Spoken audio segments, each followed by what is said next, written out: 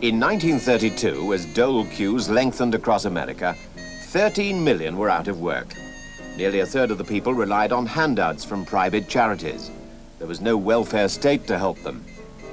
It was the time of the Great Depression.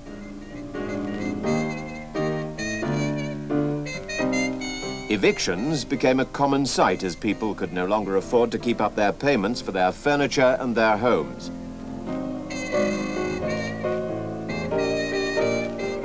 The Republican president, Herbert Hoover, really believed in self-help, not government help. He thought a welfare state encouraged idleness. His efforts to halt unemployment had been too little and too late. Now the very poor had to live in shanty towns, which they bitterly called Hoovervilles.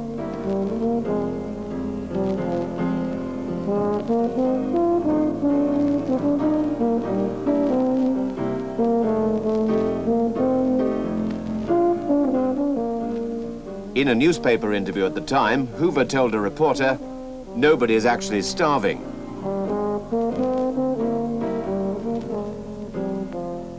The mood in town and country was one of hopelessness and despair. It seemed that things would never get better.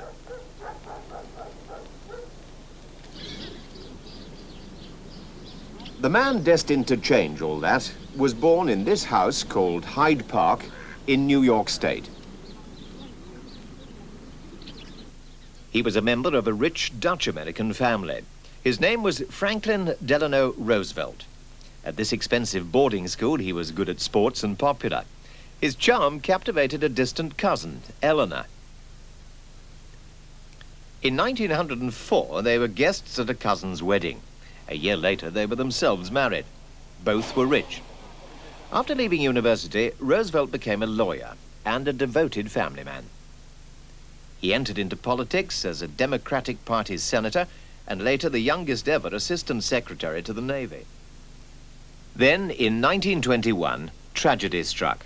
Roosevelt got polio. He'd never walk again without support.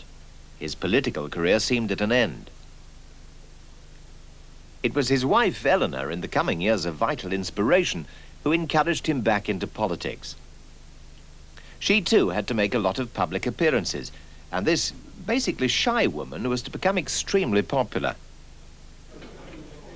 Encouraged by his wife, close friends, and his own ambitions, Roosevelt became Democratic governor of New York in 1928. Success there led him in 1932 to become the Democratic Party's presidential candidate, pledged to fight the Depression. Let us all here assembled constitute ourselves prophets of a new order of competence and of courage. This is more than a political campaign. It is a call to arms. Give me your help, not to win votes alone, but to win in this crusade to restore America to its own people.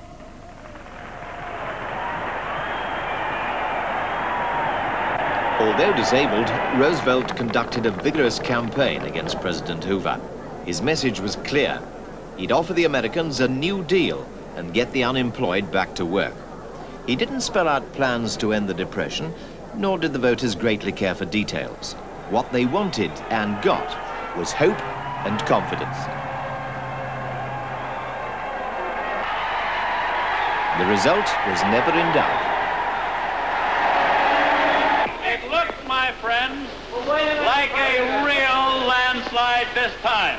So please let me thank you again and tell you that I hope to see you all very soon and bid you an affectionate good night. He'd won 42 out of the 48 states.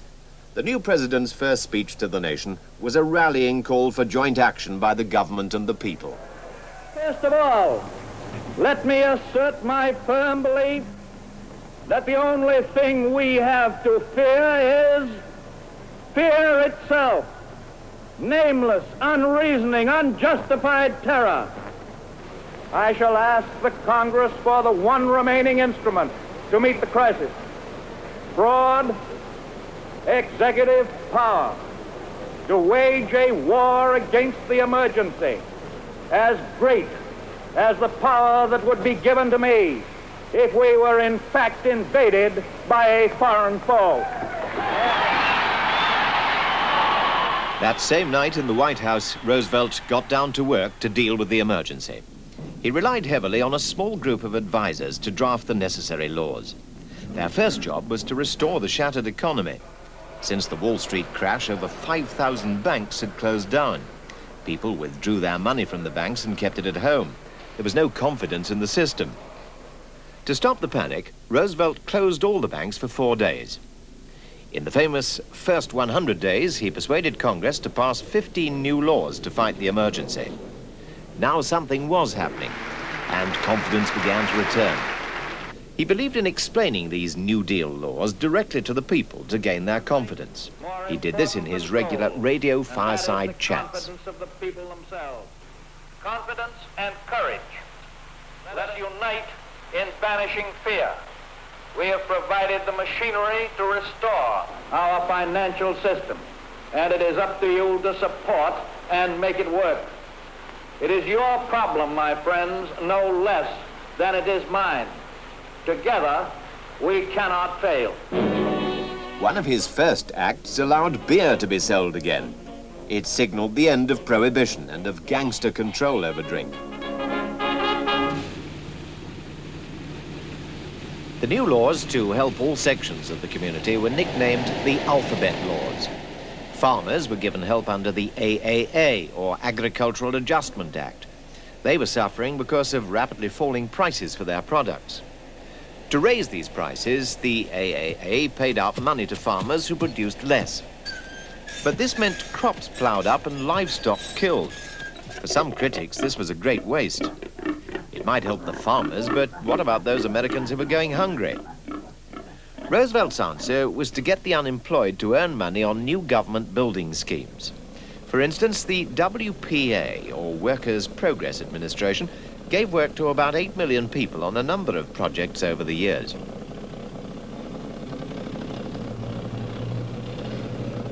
Everybody's working in this town, and it's worrying me night and day. Everybody's working in this town, worrying me night and day. That's the mean, hard-working crew says they work for the WPA. To get young men out of the soul-destroying dole queues in the city, the CCC, or Civilian Conservation Corps, was formed. They cleared thousands of acres and planted millions of trees to prevent soil being washed away.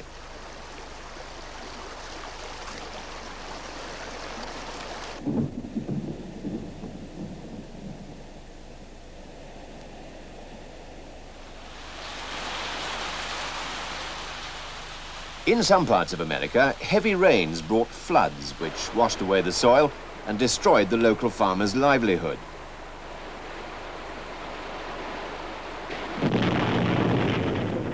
The Tennessee Valley was a particularly bad example, and one of the most important alphabet laws created the TVA, or Tennessee Valley Authority.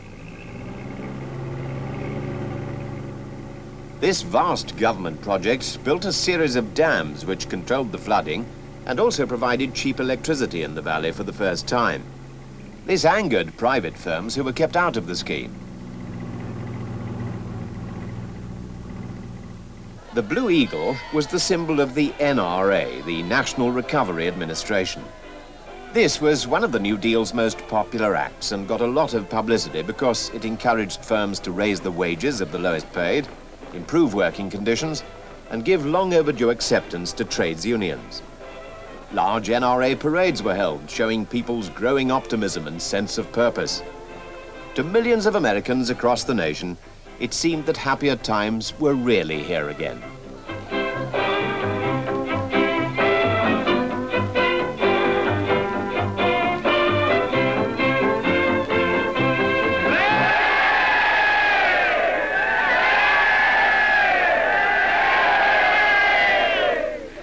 Very good to be here at these Virginia CCC camps. I wish I could see them all over the country. I wish that I could take a couple of months off from the White House and come down here and live with them, because I know I'd get full of health the way they have. The only difference is that they've put on an average of about 12 pounds apiece since they got here, and I'm trying to take off 12 pounds. Many Americans thought having Roosevelt in the White House would be good for them. And one of his first orders as president was that people in distress who got in touch with the White House should never be put off. People from all walks of life wrote to the president because they thought he could deal with their problems.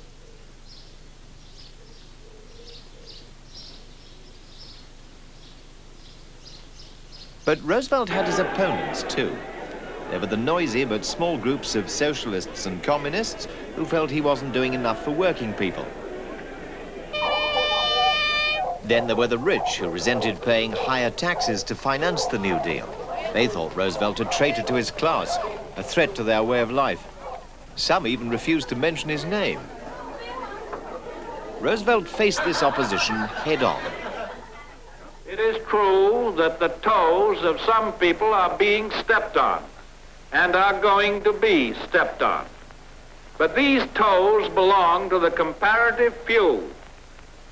A few timid people who fear progress will try to give you new and strange names for what we are doing.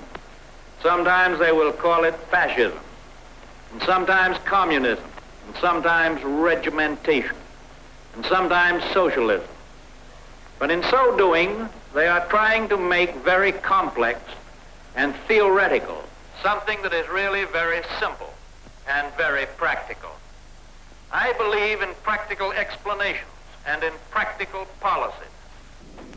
But in the 1936 presidential elections, Alfred Landon, Roosevelt's Republican opponent, attacked the New Deal as impractical and extravagant. 3 years, it must be obvious to everyone that waste and extravagance do not make jobs.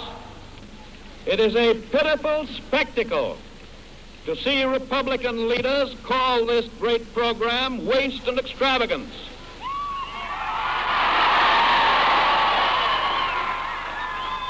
Of course we spent money. It went to put needy men and women without jobs to work. Roosevelt 1280. Landon 664.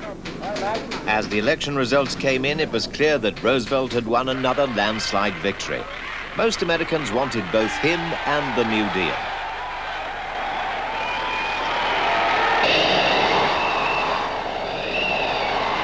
But there were difficult times ahead. For years, farming in the Midwest had steadily exhausted the soil, leaving it thin and dry. The severe droughts and high winds between 1933 and 1936 had led to millions of acres literally being swept away. Year after year, the dust storms came, turning day into night.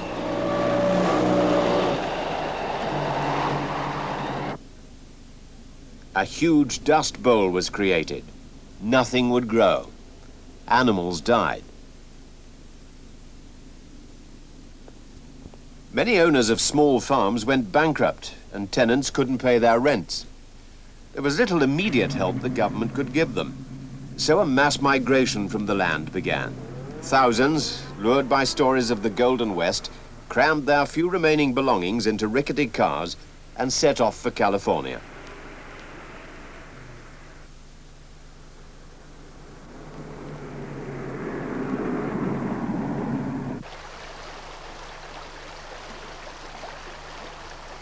But there was no welcome for them in the rich and fertile Californian countryside.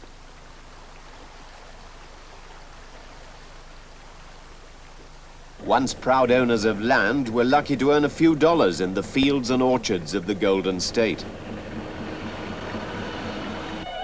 Not so many miles away, the film industry in Hollywood was one of the glittering successes of the 1930s. Stars continued to shine for adoring fans.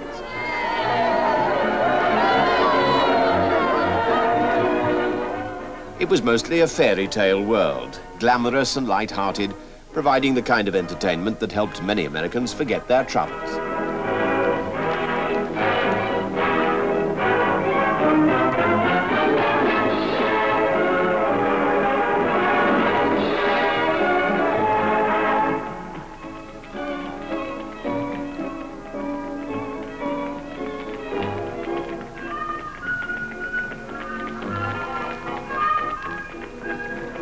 But in the real world, life for the refugees from the Dust Bowl in the Californian work camps was very far removed from that shown in the movies. Across the country in Washington, opposition to the New Deal was mounting. The Supreme Court, the highest legal body in the United States, had declared many of Roosevelt's acts unconstitutional. The New Deal seemed to be at risk. Most of the judges were elderly and politically opposed to Roosevelt. When he proposed increasing their number, he was accused of trying to pack the court with his supporters and suffered a rare defeat in Congress. Most Americans believed that the court was above politics and outside the power of the president. There was trouble on the industrial front, too. In spite of the New Deal's efforts, some big industries still refused to recognize trades unions. So in 1936 and 1937, a wave of sit-down strikes swept the country. Workers in all kinds of jobs refused to leave their workplaces in protest.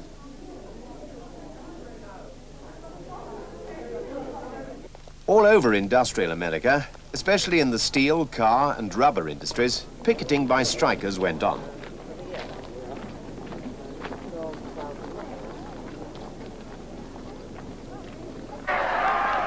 Some firms employed private armies of strike breakers to break up picket lines.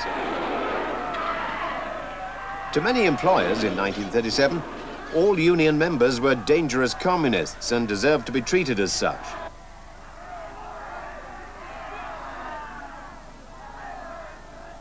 But gradually, the unions won their right to be recognized, though many people, frightened by the strikes, didn't put their money into industry, and unemployment rose again in 1938. Once more, the dole queues appeared. But at least now, the government was ready to play its part. The unemployed would no longer have to scavenge in dustbins to keep alive. Social security and old age pensions had been firmly established. By the late 30s, the New Deal had begun to transform the country. Government agencies built roads, homes, schools, hospitals, and public buildings of all kinds.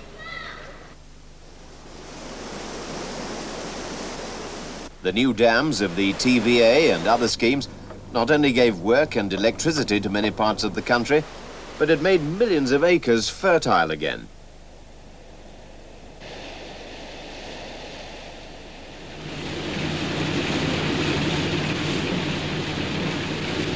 There were fewer farmers now, but they were supported by guaranteed prices for their crops.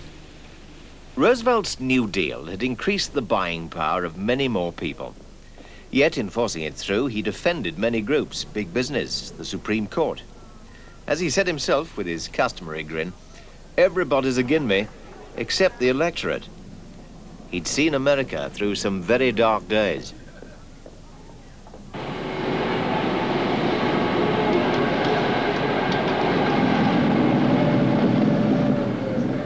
But it was an event outside America, the European War of 1939, with its demand for American weapons, that got people back to work again. Ironically, it was this, rather than the New Deal, which finally brought unemployment in the United States to an end.